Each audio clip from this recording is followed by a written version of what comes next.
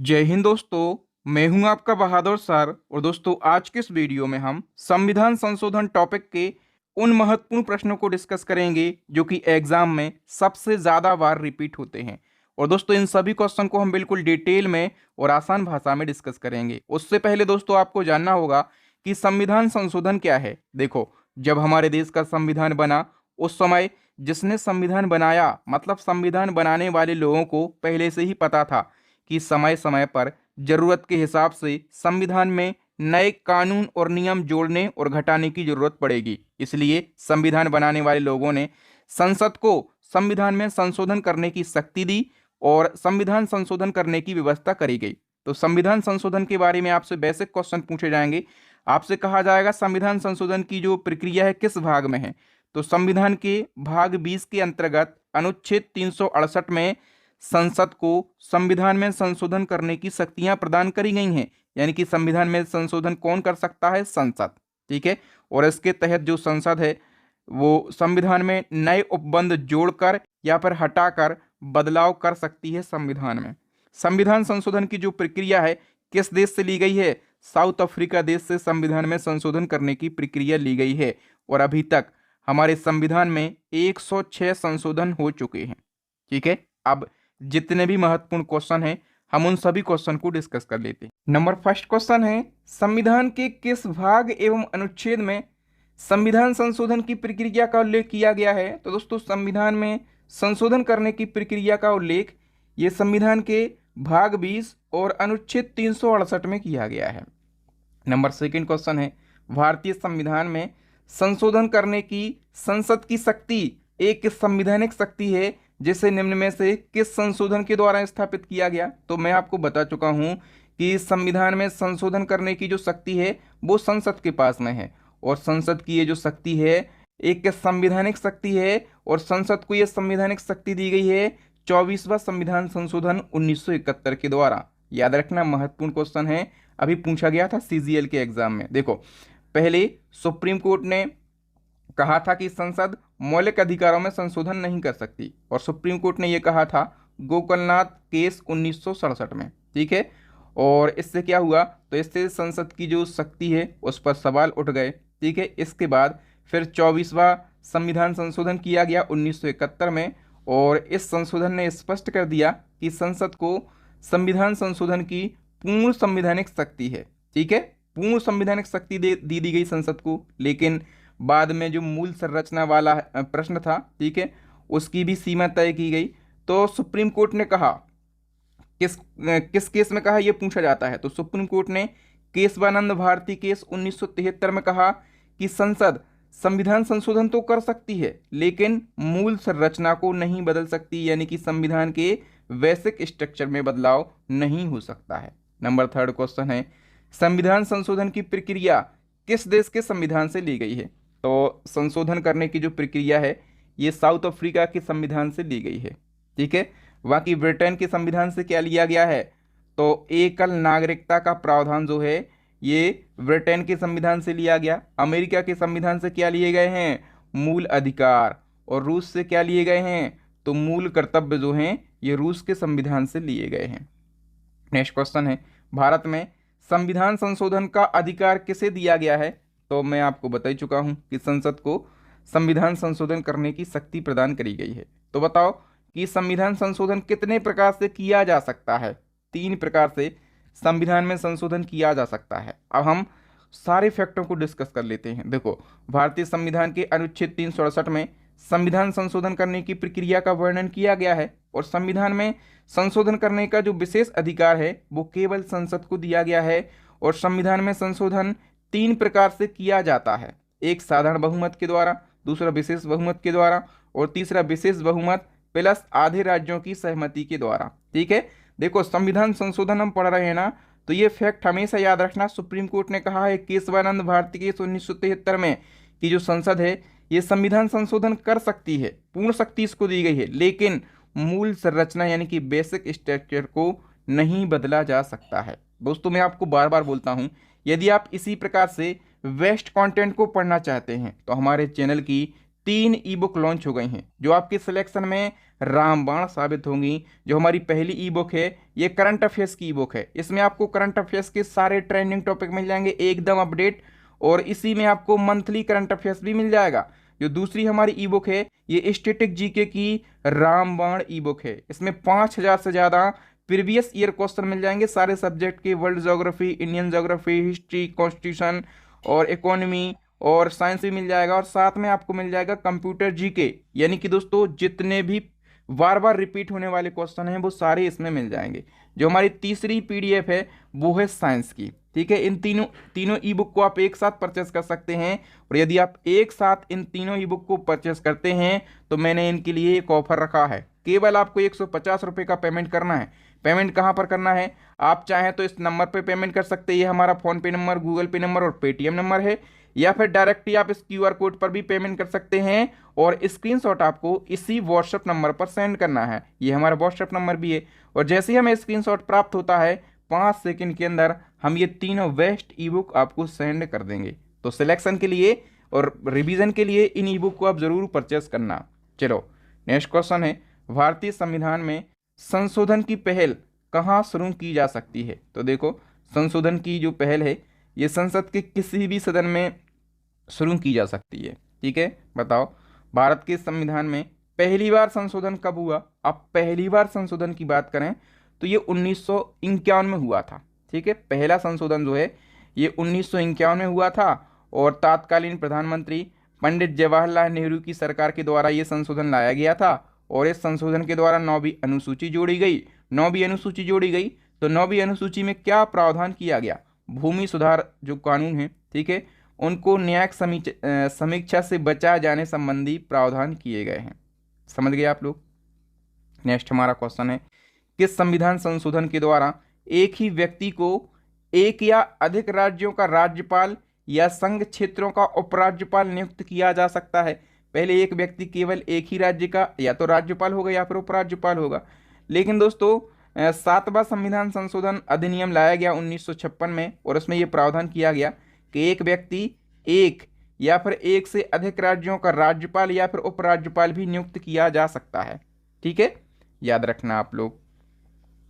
और एक अनुच्छेद आपको पता ही होगा, अनुच्छेद 153, इसके अनुसार कहा गया है कि प्रत्येक राज्य का एक राज्यपाल हो। इसी क्रम में नेक्स्ट क्वेश्चन है, बताइए किस संविधान संशोधन द्वारा राज्यों का 4 वर्गों में विभाजन समाप्त करके उन्हें 14 राज्यों और 6 केंद्र शासित क्षेत्रों में विभक्त किया गया।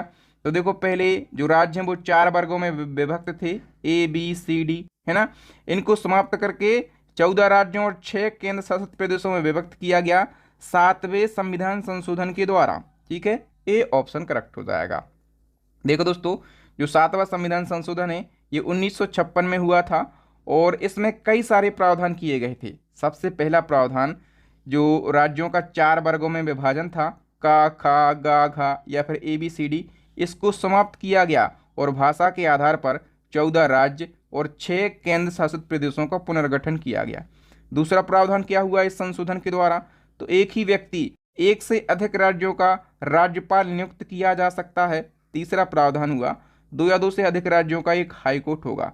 चौथा प्रावधान क्या हुआ, केंद्र शासित प्रदेशों के उच्च न्यायालय का क्षेत्र विस्तार। और अगला प्रावधान हुआ लोकसभा सीट की संख्या में वृद्धि हुई। पहले सीट थी 500 और फिर 500 से कितनी कर दी गई, 525। तो याद रखना दोस्तों, लोकसभा सीट कब कब बढ़ाई गई हैं। एक तो 7वें संशोधन के द्वारा जो मैं आपको बता रहा हूँ, 500 से सीटों की संख्या बढ़ाकर कितनी कर देगी, 525। और इसके लिए एक हुआ था 31वां संशोधन, इस कब हुआ था, 1973 में, और इसमें 525 से बढ़ाकर कितनी कर दी गई, 545। ठीक है, और अभी वर्तमान में कितनी है, तो अभी वर्तमान में 543, क्योंकि इसमें 2 एंग्लो इंडियन होते थे, तो एंग्लो इंडियन का जो प्रोसेस है वो खत्म कर दिया है, तो वर्तमान में है 543। आप लोग इसको जरूर याद रखेंगे। नेक्स्ट क्वेश्चन है, किस संविधान संशोधन द्वारा SC, ST और एंग्लो इंडियन समुदायों का 10 वर्षों के लिए यानी कि 1970 तक के लिए आरक्षण बढ़ाया गया। तो सभी को पता होगा, जब अपना संविधान बना तब लोकसभा और राज्यों की विधानसभाओं में SC, ST और एंग्लो इंडियन के लिए 10 वर्षों के लिए आरक्षण की व्यवस्था करी गई थी। कितने वर्षों के लिए, 10 वर्षों के लिए। यानी कि 1960 तक के लिए, ठीक है। और जैसे ही 1960 आया तो एक संशोधन किया गया, 8वां संविधान संशोधन, और इसके तहत ये जो आरक्षण की अवधि है ये बढ़ाकर 1970 हो गई, ठीक है, याद रखना दोस्तों। तब से ये अवधि लगातार बढ़ रही है और इसके लिए कई संशोधन हो चुके हैं, तो यहाँ से प्रश्न ही बनते हैं। तो दोस्तों लोकसभा और राज्यों की विधानसभा में SC ST और एंग्लो इंडियन समुदायों का जो आरक्षण बढ़ाने के लिए संशोधन किए गए हैं उनकी मैंने सूची लगाई है। पहली बार अवधि बढ़ाने के लिए संशोधन हुआ था 8वां संशोधन 1960 में, और इसकी अवधि बढ़ाकर 1960 से 1970 करी गई। फिर 23वां संशोधन हुआ 1969 में, और यह अवधि 1980 तक बढ़ाई गई। फिर 45वां संशोधन हुआ 1980 में, और यह अवधि बढ़ाकर 1990 तक बढ़ाई गई। फिर 62वां संशोधन हुआ 1989 में, तब यह अवधि बढ़ाकर 2000 तक बढ़ाई गई। फिर हुआ 79वां संशोधन 1999 में, तब यह अवधि 2010 तक बढ़ाई गई। फिर 95वां संशोधन हुआ 2009 में, तब यह अवधि 2020 तक बढ़ाई गई। फिर हुआ दोस्तों 104वां संशोधन 2019 में, तब क्या हुआ इसको थोड़ा सा समझना होगा। 104वां संशोधन जब हुआ तो इसमें क्या हुआ, SC ST के लिए जो आरक्षण है ये 2020 से बढ़कर हो गया 2030, 10 वर्षों के लिए अवधि बढ़ा दी, बराबर है। लेकिन जो साथ में एंग्लो इंडियन समुदायों का रिजर्वेशन चल रहा था लोकसभा और राज्यों की विधानसभाओं में, ठीक है, इसको खत्म कर दिया गया। एंग्लो इंडियन के लिए नॉमिनेट किया जाता है, ठीक है। तो एंग्लो इंडियन की जो नॉमिनेशन की प्रक्रिया थी, जैसे लोकसभा में 2 एंग्लो इंडियन नॉमिनेट होते थे, इस प्रोसेस को खत्म कर दिया गया। याद रखना 104वां संशोधन ये महत्वपूर्ण है, ठीक है। इस संविधान संशोधन द्वारा दादर और नागर हवेली को भारतीय संघ में शामिल करके उन्हें संघीय क्षेत्र की स्थिति प्रदान की गई। तो दादरा और नागर हवेली को भारतीय संघ में शामिल किया गया 10वें संविधान संशोधन 1961 के द्वारा। फिर बताइए दोस्तों 11वें संविधान संशोधन अधिनियम 1961 द्वारा कौन सा महत्वपूर्ण प्रावधान किया गया। तो इसमें दोस्तों प्रावधान किया गया उपराष्ट्रपति के निर्वाचन के लिए निर्वाचक मंडल की व्यवस्था करी गई, ठीक है, याद रखना बी ऑप्शन करेक्ट हो जाएगा। तो 11वां संविधान संशोधन 1961 में कुछ मुख्य प्रावधान किए गए हैं। जो पहला प्रावधान है कि उपराष्ट्रपति के लिए चुनाव में संसद की दोनों सदनों की संयुक्त बैठक को बुलाना होता था, ठीक है। तो संसद के दोनों सदनों की संयुक्त बैठक के स्थान पर निर्वाचक मंडल की व्यवस्था करी गई। और दूसरा प्रावधान क्या हुआ, राष्ट्रपति या फिर उपराष्ट्रपति के चुनाव को निर्वाचक मंडल में रिक्तता के आधार पर चुनौती नहीं दी जा सकती। तीसरा प्रावधान हुआ राष्ट्रपति या फिर उपराष्ट्रपति के चुनाव से जुड़े विवादों का निपटारा केवल सुप्रीम कोर्ट करेगा, ठीक है। ये 3 मुख्य प्रावधान 11वें संविधान संशोधन द्वारा जोड़े गए। फिर बताओ किस संविधान संशोधन द्वारा गोवा, दमन और दीप को भारतीय संघ में शामिल किया गया।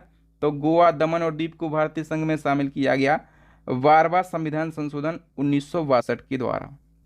फिर बताओ दोस्तों किस संविधान संशोधन द्वारा अनुच्छेद 371 का जोड़ा गया, जिसमें नागालैंड के प्रशासन के लिए कुछ विशेष प्रावधान किए गए।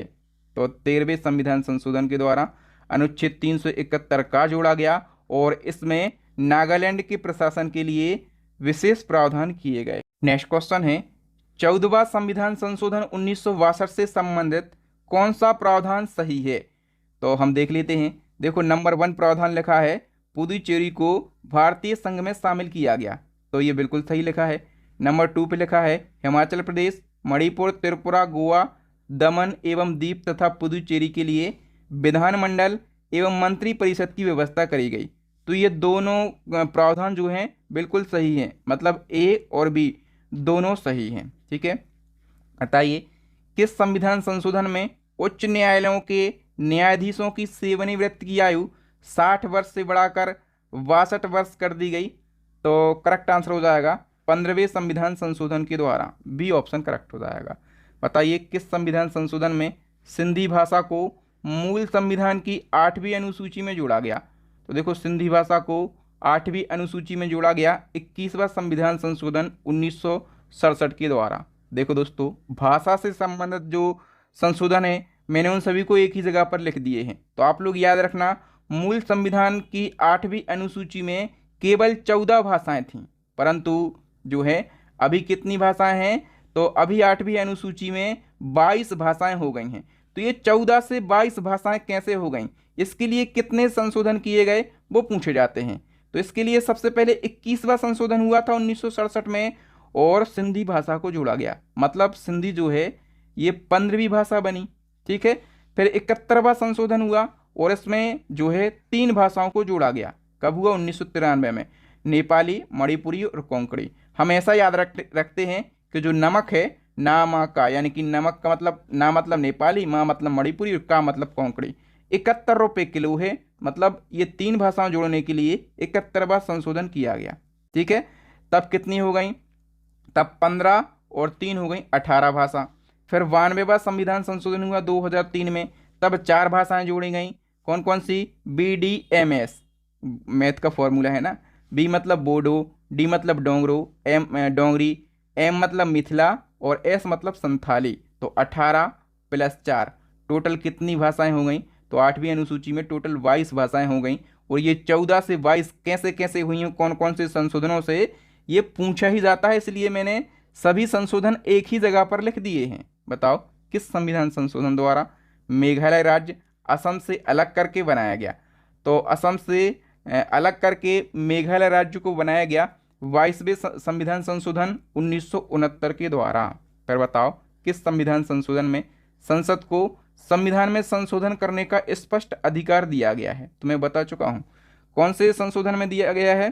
तो 24वां संविधान संशोधन 1971 के द्वारा जो है संसद को संविधान में संशोधन करने की संवैधानिक शक्ति या फिर स्पष्ट अधिकार दिया गया है। बताओ किस संविधान संशोधन अधिनियम के द्वारा लोकसभा सीटों की संख्या को 525 से बढ़ाकर 545 कर दी गई? तो किस संशोधन के द्वारा यह किया गया?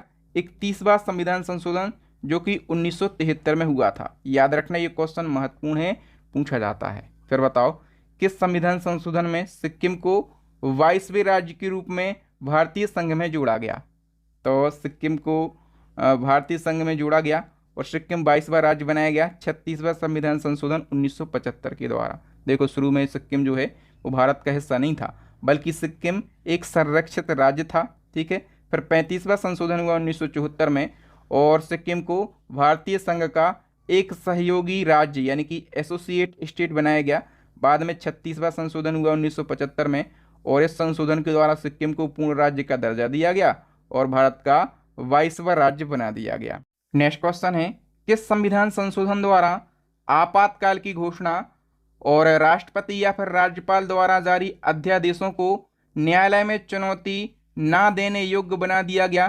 तो दोस्तों एक संशोधन हुआ 38वां संविधान संशोधन 1975 में और इसमें 2 प्रावधान किए गए। एक तो जो राष्ट्रपति आपातकाल की घोषणा करते हैं इसको न्यायालय में चुनौती नहीं दी जा सकती, और दूसरा राष्ट्रपति या फिर राज्यपाल कोई भी अध्यादेश जारी करते हैं इसको भी न्यायालय में चुनौती नहीं दी जा सकती है। ठीक है, और ये 2 प्रावधान लाए गए 38वें संविधान संशोधन के द्वारा। फिर बताओ दोस्तों 41वें संविधान संशोधन अधिनियम 1976 द्वारा क्या प्रावधान किया गया?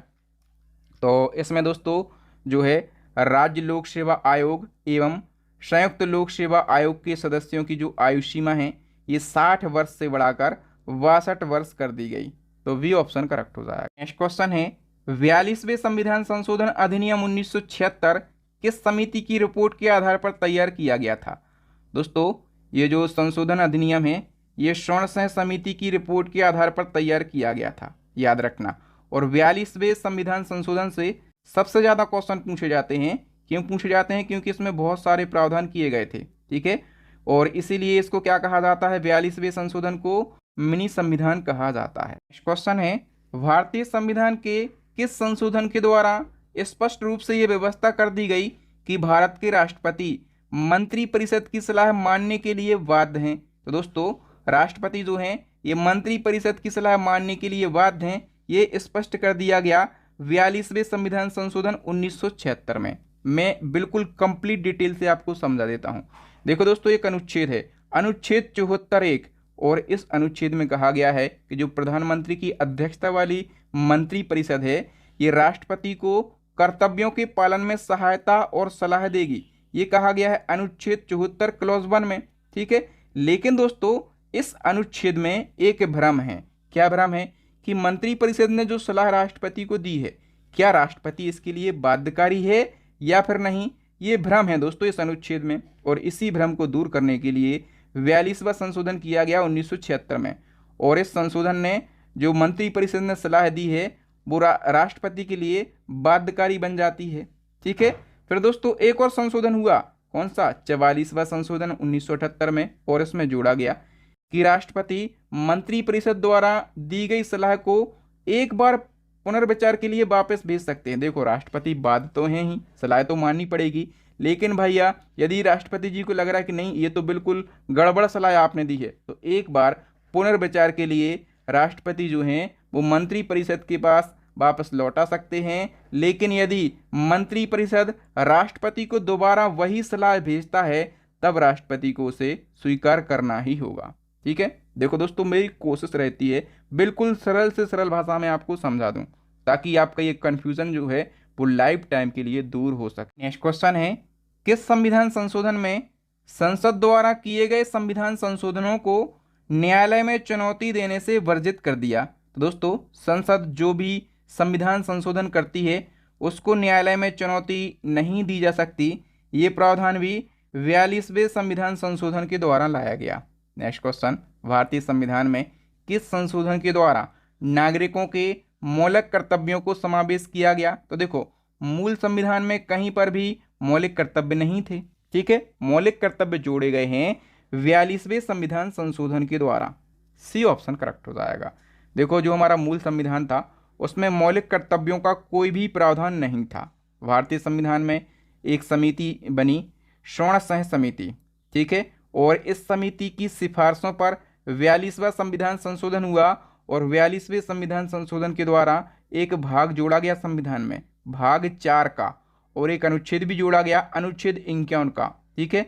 और इनको जोड़कर नागरिकों के लिए 10 मौलिक कर्तव्यों का समावेश किया गया। लेकिन वर्तमान में मौलिक कर्तव्यों की संख्या तो 11 है, तो ये 11वां मौलिक कर्तव्य कहाँ से आ गया? देखो 11वां मौलिक कर्तव्य जोड़ा गया 86वें संविधान संशोधन 2002 के द्वारा, और इसमें वर्णन किया गया कि 6 से 14 वर्ष के बच्चों के माता पिता और प्रतिपाल्य उन्हें शिक्षा के अवसर प्रदान करेंगे। तो याद रखना जो 11वां मौलिक कर्तव्य है ये भी पूछा जाता है कि किस संशोधन के द्वारा जोड़ा गया और उसमें क्या प्रावधान किया गया है। क्वेश्चन है, किस संविधान संशोधन द्वारा संविधान की प्रस्तावना में समाजवादी, पंथनिरपेक्ष और अखंडता शब्द जोड़े गए? तो संविधान की प्रस्तावना में ये 3 शब्द भी 42वें संविधान संशोधन के द्वारा जोड़े गए। मैं ऐसे याद रखता हूँ, सपा, एस मतलब समाजवादी, पी मतलब पंथनिरपेक्ष और आ मतलब अखंडता। ये 3 शब्द 42वें संविधान संशोधन द्वारा जोड़े गए। फिर बताओ किस संविधान संशोधन में शिक्षा, नापतौल, वन और जंगली जानवर तथा पक्षियों की रक्षा ये विषय राज्य सूची से निकालकर समवर्ती सूची में रखे गए? तो दोस्तों ये सारे विषय निकालकर समवर्ती सूची में रखे गए 42वें संविधान संशोधन के द्वारा। ठीक है।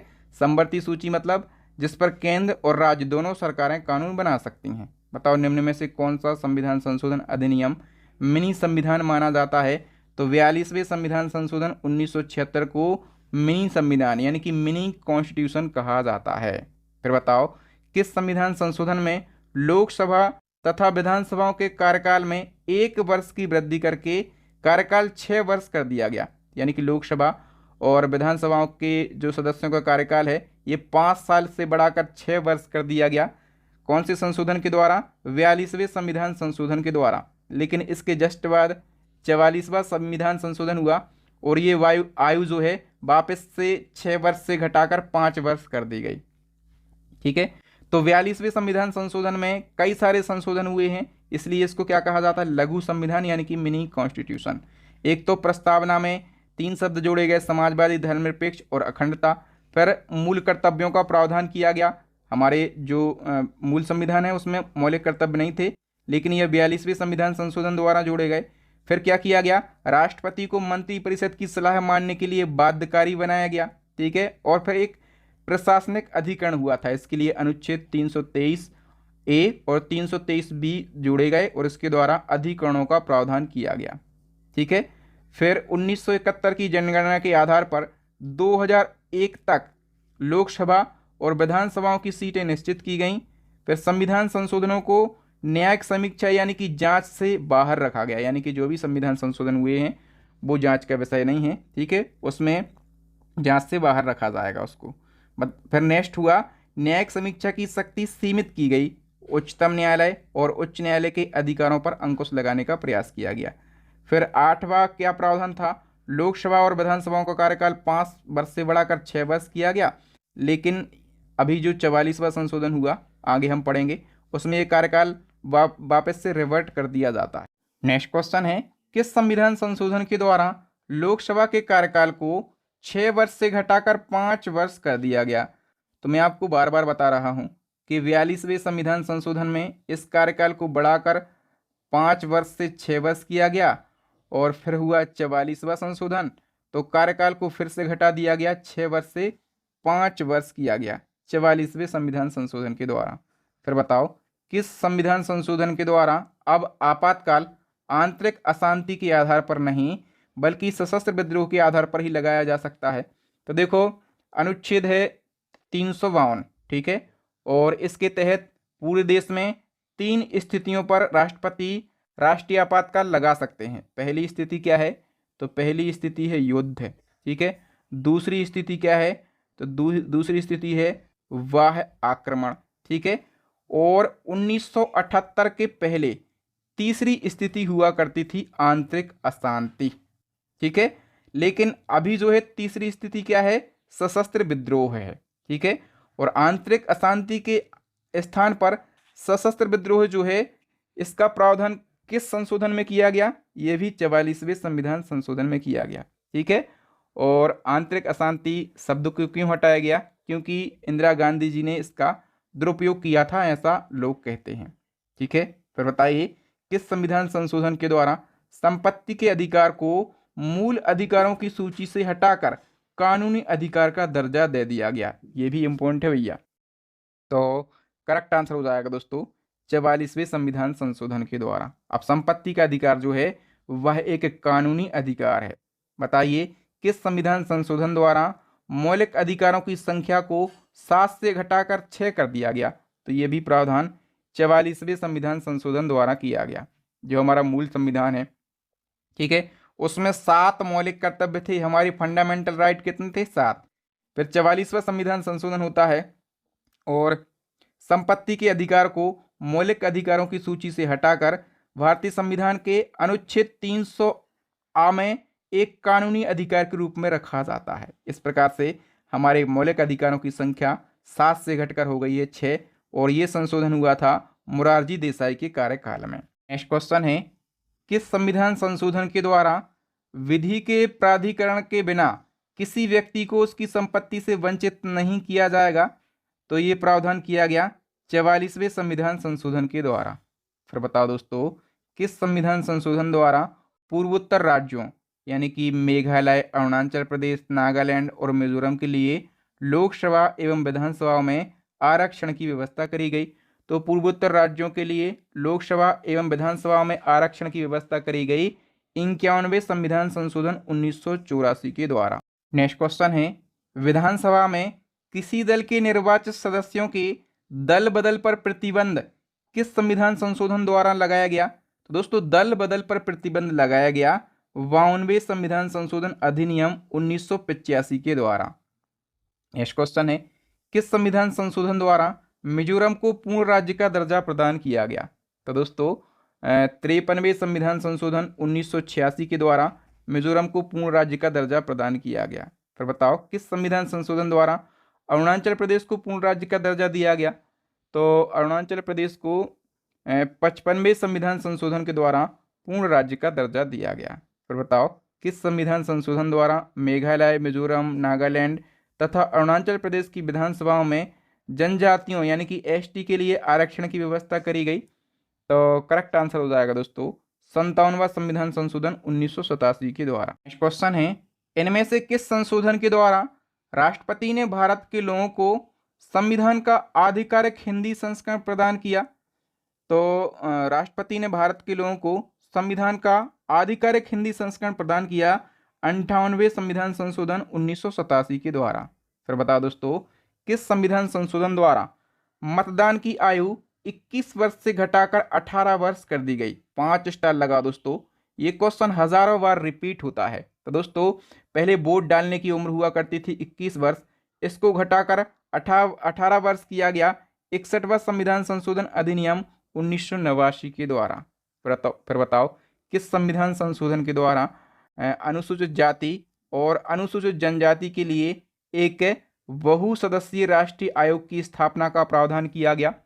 तो ये प्रावधान किया गया 65वें संविधान संशोधन 1990 के द्वारा। फिर बताओ किस संविधान संशोधन में दिल्ली का नाम राष्ट्रीय राजधानी क्षेत्र दिल्ली यानी कि एनसीआर किया गया। तो ये भी क्वेश्चन इंपॉर्टेंट है। तो ये किया गया 69वें संविधान संशोधन 1991 के द्वारा। फिर बताओ दोस्तों किस संविधान संशोधन में दिल्ली के लिए 70 सदस्यीय विधानसभा तथा 7 सदस्यीय मंत्रिमंडल के गठन की व्यवस्था करी गई। तो उसी क्वेश्चन को थोड़ा सा अलग तरीके से पूछा गया है। ये 69वें संविधान संशोधन के द्वारा प्रावधान किया गया। बताइए दोस्तों किस संविधान संशोधन द्वारा दिल्ली और पुदुचेरी की विधानसभाओं के निर्वाचित सदस्यों को राष्ट्रपति चुनाव में शामिल करने का प्रावधान किया गया। तो ये प्रावधान दोस्तों किया गया 70वें संविधान संशोधन 1992 के द्वारा। बताइए किस संविधान संशोधन में कोंकणी, मणिपुरी और नेपाली भाषाओं को संविधान की 8वीं अनुसूची में शामिल किया गया। मैंने आपको कुछ बताया था, नमक 71 रुपये किलो है। तो नेपाली, मणिपुरी और कोंकणी इन 3 भाषाओं को 8वीं अनुसूची में शामिल किया गया 71वें संविधान संशोधन के द्वारा। फिर बताओ दोस्तों किस संविधान संशोधन में संविधान में एक नया भाग 9 तथा 11वीं अनुसूची जोड़ी गई। तो दोस्तों 73वां संशोधन हुआ, ठीक है। और इस संशोधन के द्वारा संविधान में एक नया भाग जोड़ा गया, भाग 9, और 11वीं अनुसूची जोड़ी गई है, ठीक है। बताइए किस संविधान संशोधन में पंचायती राज व्यवस्था को संवैधानिक दर्जा प्रदान किया गया एवं 11वीं अनुसूची जोड़ी गई। तो 73वां संशोधन के द्वारा क्या किया गया, पंचायती राज को संवैधानिक दर्जा दिया गया और 11वीं अनुसूची जोड़ी गई। मैं आपको 2 संशोधन बता देता हूं, बहुत ज़्यादा महत्वपूर्ण है। एक है 73वां संविधान संशोधन, तो इसमें क्या किया गया, पंचायती राज व्यवस्था को संवैधानिक दर्जा प्रदान किया गया और इसके लिए 11वीं अनुसूची जोड़ी गई और संविधान में एक नया भाग जोड़ा गया, भाग 9, ठीक है। और इसमें 29 कार्य क्षेत्र जोड़े गए।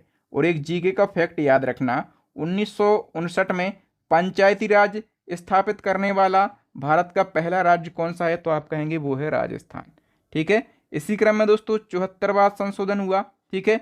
और 74वें संविधान संशोधन में शहरी स्थानीय निकायों को संवैधानिक दर्जा प्रदान किया गया और इसके लिए 12वीं अनुसूची जोड़ी गई और एक नया भाग 9 का जोड़ा गया और इसमें 18 कार्य क्षेत्र जोड़े गए। बताइए किस संविधान संशोधन अधिनियम द्वारा शहरी स्थानीय निकायों को संवैधानिक दर्जा प्रदान किया गया और 12वीं अनुसूची जोड़ी गई। तो वही पूछा गया क्वेश्चन घुमा फिरा कर। 74वां संशोधन के द्वारा शहरी स्थानीय निकायों को संवैधानिक दर्जा प्रदान करके 12वीं अनुसूची जोड़ी गई। अब बताओ कि किस संशोधन के द्वारा किराया न्यायाधिकरण या फिर इसको किराया न्यायालय भी बोलते हैं, ठीक है, रेंट ट्रिब्यूनल स्थापित करने का प्रावधान किया गया। तो रेंट ट्रिब्यूनल स्थापित करने का जो प्रावधान है दोस्तों, ये 75वें संशोधन अधिनियम के द्वारा किया गया।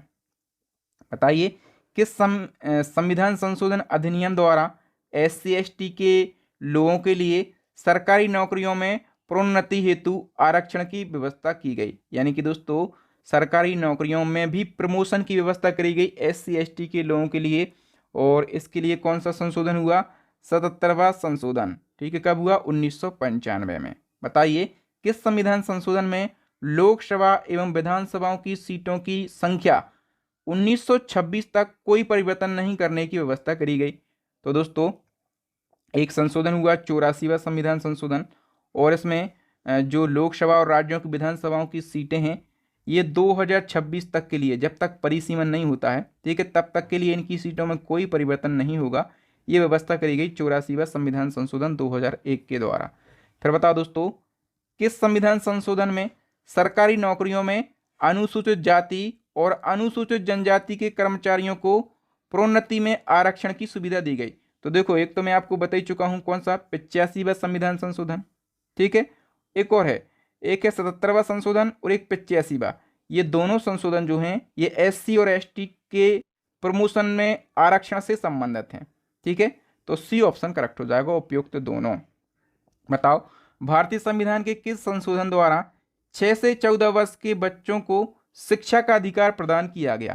तो 6 से 14 वर्ष के बच्चों को शिक्षा का अधिकार 86वें संविधान संशोधन 2002 के द्वारा प्रदान किया गया।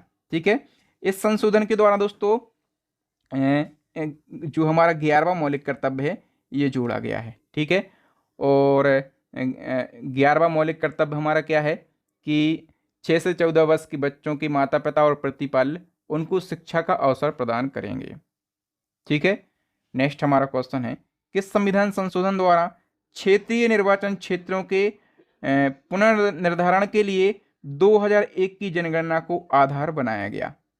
तो करेक्ट आंसर हो जाएगा दोस्तों 87वें संविधान संशोधन अधिनियम 2003 के द्वारा। बताइए, किस संविधान संशोधन द्वारा सेवा कर को यानी कि सर्विस टैक्स को संघ सूची में शामिल किया गया? तो देखो दोस्तों, जो सर्विस टैक्स है या फिर सेवा कर है, पहले ये केंद्र और राज्य के बीच में विवाद हुआ करता था। ठीक है, फिर 88वां संविधान संशोधन हुआ 2003 में, और ये संशोधन होने के बाद अब इसको संघ सूची में शामिल कर लिया गया है। ठीक है, नेक्स्ट हमारा क्वेश्चन है, किस संविधान संशोधन के तहत भारतीय संविधान के अनुच्छेद 75 में ये जोड़ा गया कि मंत्री परिषद में प्रधानमंत्री सहित मंत्रियों की कुल संख्या लोकसभा के कुल सदस्यों की संख्या के 15% से अधिक नहीं होगी? ये भी मोस्ट इंपॉर्टेंट है दोस्तों। तो लोकसभा के जितने भी सदस्य हैं, ठीक है, कुल सदस्यों की संख्या के 15% से ज़्यादा मंत्री आप नहीं बना सकते हैं। ठीक है, और उनमें भी प्रधानमंत्री को काउंट करना होगा, और ये प्रावधान किया गया 91वां संविधान संशोधन अधिनियम 2003 के द्वारा। ठीक है, नेक्स्ट क्वेश्चन है, किस संविधान संशोधन अधिनियम के अंतर्गत भारत के संविधान की 8वीं अनुसूची में 4 भाषाएं बोडो, डोंगरी, मैथिली और संताली जोड़ी गई, जिससे उनकी संख्या 22 हो गई? तो मैंने आपको बताया था एक शब्द आपको याद रखना, क्या? VDMS, बोडो, डोंगरी, मैथिली और संथाली। ठीक है, ये 4 भाषाएं जोड़ी गई 8वीं अनुसूची में 91वां कौन सा संशोधन करके? तो 92वां संविधान संशोधन करके। ठीक है, याद रखना, ये पूछा जाता है।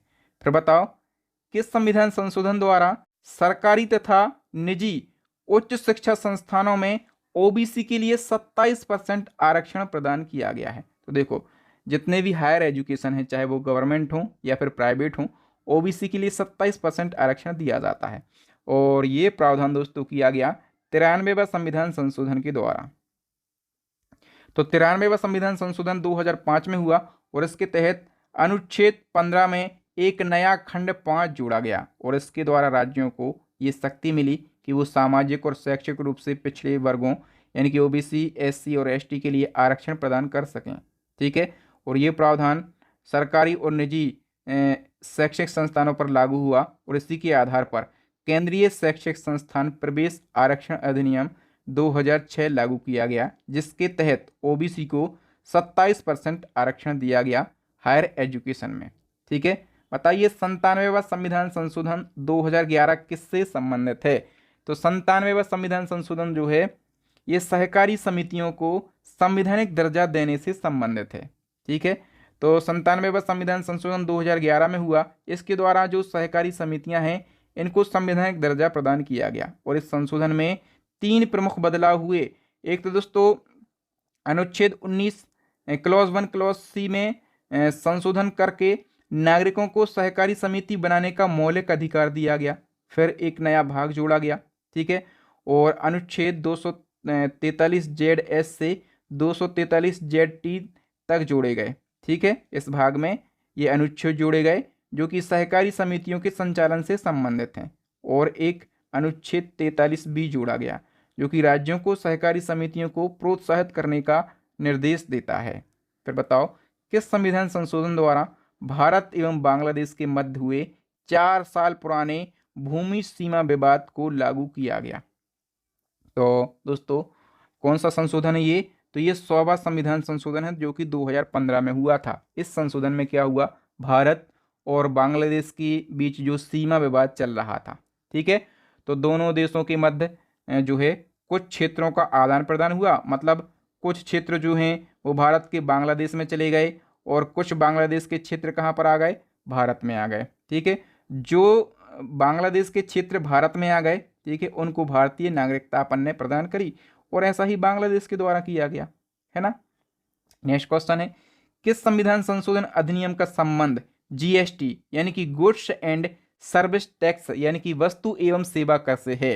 तो जीएसटी से संबंधित कौन सा संशोधन है, 101वां संविधान संशोधन जो कि 2016 में हुआ था, ठीक है। और लागू कब हुआ दोस्तों, जीएसटी लागू कब हुआ ये पूछा जा रहा है। तो 1 जुलाई 2017 को जीएसटी लागू हुआ। पूरे विश्व में सबसे पहले जीएसटी लागू करने वाला कोई देश है तो उस देश का नाम है फ्रांस।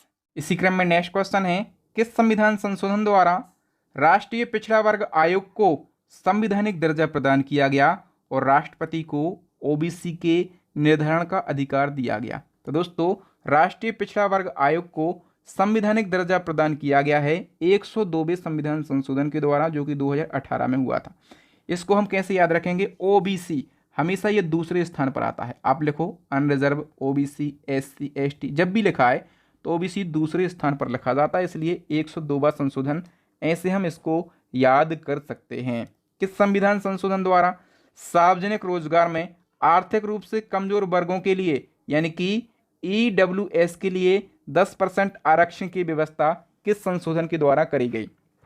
तो इसके लिए 103वां संशोधन हुआ कब, 2019 में। क्वेश्चन है, 104वां संविधान संशोधन 2019 किससे संबंधित है। तो 104वां संशोधन लोकसभा में एससी एवं एसटी के आरक्षण से संबंधित है और राज्यों की विधानसभाओं में एससी एवं एसटी के आरक्षण से संबंधित है। तो ऊपर के दोनों ऑप्शन बिल्कुल सही लिखे हैं। अब 104वां संशोधन डिटेल की हम बात कर लेते हैं। 2019 में हुआ था और लोकसभा एवं राज्यों की विधानसभाओं की सीटों में एससी एवं एसटी के आरक्षण से संबंधित है ये संशोधन। और दोस्तों इस संशोधन के द्वारा लोकसभा और विधानसभाओं में एससी एवं एसटी के लिए आरक्षण की अवधि 10 वर्ष बढ़ाई गई, यानी कि एससी और एसटी का जो आरक्षण है इसकी अवधि बढ़ाकर 2030 तक करी गई। पहले ये अवधि कितनी थी, 2020 थी, ठीक है। और दोस्तों इसी संशोधन के द्वारा लोकसभा में जो 2 एंग्लो इंडियन समुदाय के सदस्यों को नॉमिनेट किया जाता था तो इनके नॉमिनेशन की प्रोसेस को भी खत्म कर दिया गया, ठीक है। वर्तमान में दोस्तों हम बात करें कि लोकसभा में एससी के लिए 84 सीटें हैं और एसटी के लिए 47 सीटें लोकसभा में रिजर्व करी गई हैं। तो याद रखना 104वां संशोधन एससी और एसटी के कार्यकाल को बढ़ाकर 2030 किया गया है और जो एंग्लो इंडियन थे जिनको नॉमिनेट किया जाता था राष्ट्रपति के द्वारा इनके नॉमिनेशन की प्रोसेस को खत्म कर दिया गया है। फिर बताओ किस संविधान संशोधन द्वारा राज्यों और केंद्र शासित प्रदेशों को ओबीसी सूची तैयार करने में राष्ट्रीय आयोग की अनुमति लेने से छूट दी गई है। तो जो राज्य हैं और केंद्र शासित प्रदेश हैं वो ओबीसी की सूची तैयार कर सकते हैं, इसमें राष्ट्रीय आयोग की अनुमति नहीं लेनी पड़ेगी और इसके लिए किया गया 105वां संविधान संशोधन 2021 में, ठीक है। फिर बता दोस्तों किस संविधान संशोधन द्वारा भारतीय संविधान में एक नया अनुच्छेद 334 आ जोड़ा गया।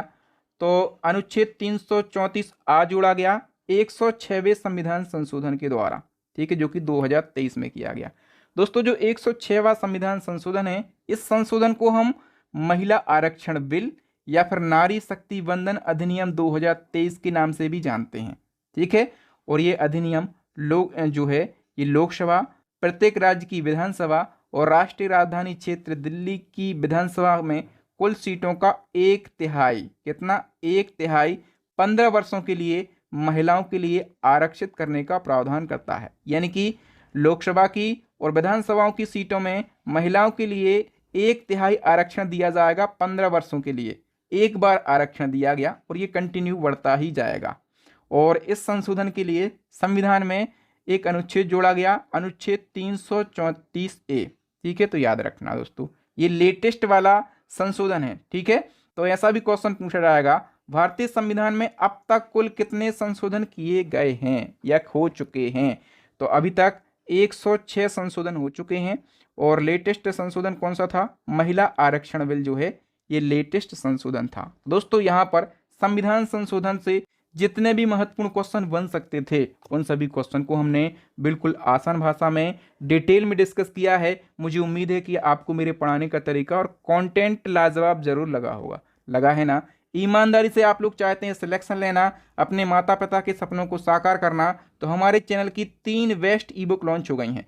जो हमारी नंबर 1 ई बुक है वो करंट अफेयर्स की ई बुक है। इसमें आपको करंट अफेयर्स के सारे ट्रेंडिंग टॉपिक मिल जाएंगे और इसी ई बुक में आपको मंथली करंट अफेयर्स ही मिल जाएगा।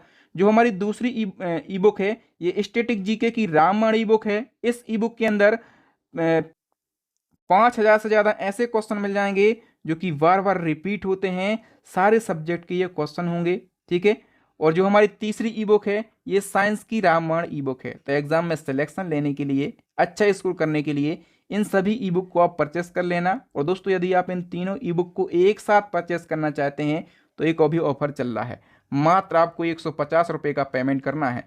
150 रुपये में ये तीनों ई बुक आपको मिल जाएंगी। पेमेंट कहाँ पर करना है, आपको नंबर दिख रहा होगा, ये हमारा फ़ोन पे नंबर, गूगल पे नंबर और पेटीएम नंबर है। इस पर आप पेमेंट कर सकते हैं या फिर इस क्यूआर कोड पर आप डायरेक्टली पेमेंट कर सकते हैं। पेमेंट करने के बाद स्क्रीनशॉट आपको कहाँ भेजना है, तो ये हमारा व्हाट्सएप नंबर भी है, इसी नंबर पे आपको स्क्रीनशॉट भेजना है। जैसे ही हमें स्क्रीनशॉट मिलता है 5 सेकंड के अंदर मैं ये तीनों बेस्ट ई बुक सेंड कर दूंगा आपके व्हाट्सएप पर, ठीक है। तो थैंक यू। मुझे उम्मीद है कि आपको ये कंटेंट अच्छा लगा होगा, तो वीडियो को लाइक करके जाना। आप लोग चाहते हैं आपके भाई बहन दोस्तों को इसका फ़ायदा मिल सके, तो इस वीडियो को आपके टेलीग्राम या फिर व्हाट्सएप से रिलेटेड जितने भी ग्रुप हों सभी ग्रुपों में इस वीडियो को शेयर कीजिए। और आप चाहते हैं कि इस वीडियो की सूचना सबसे पहले आपको मिल सके, आप ऐसे ही बेस्ट वीडियो सबसे पहले देख सकें, तो इसके लिए चैनल को सब्सक्राइब कीजिए, साथ में बेल आइकन ज़रूर दबाइए। चैनल ज्वाइन कीजिएगा तो हमें हौसला मिलता है और ताकत मिलती है, और ऐसे ही दमदार लाजवाब कंटेंट आप लोगों के लिए मैं बनाता रहता हूं। थैंक यू, जय हिंद, वंदे मातरम। मिलेंगे नेक्स्ट वीडियो में। मैं हूं आपका बहादुर सर।